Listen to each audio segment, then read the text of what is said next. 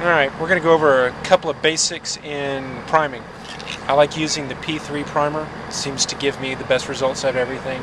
It's not a humid day today, it's a little warm, but it's not too hot according to the directions. I always use a box. I've been using this box for a long time. I put wax paper on it to help keep any models from sticking to it, and as the wax paper gets nasty, I just pull it off and throw it away. What's important to do with any type of spray, whether you're priming or anything, you want to spray, start to the left of the model, go past the model and stop.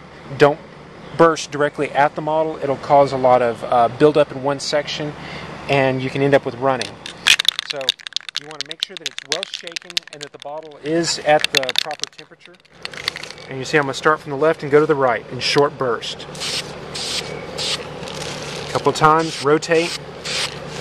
Rotate, rotate. Plenty of spray, plenty of rotation.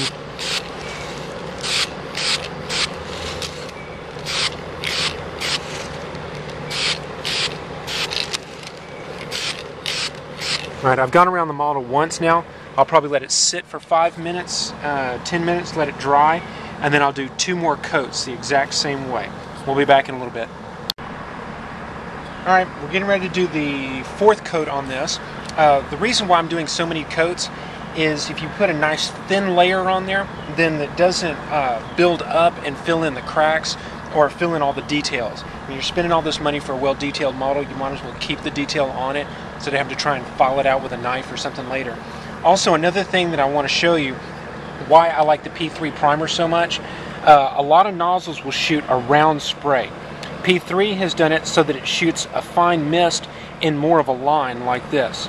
I'm going to spray in this direction to kind of give you an idea. You can see how it comes out not quite as a circle, but as a line. It's hard to not shoot directly at the camera. But let's get this last layer of paint on this model.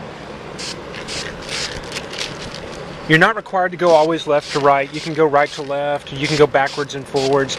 It's important just to note that you don't press the spray the entire time, and that you don't start spraying while you're pointed directly at the model, or finish when you're pointed directly at the model.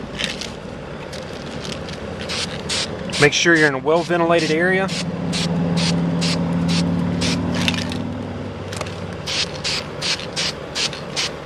And a lot of times, it's much better than a lot at once. See how all the detail is preserved. And that's the way I prime.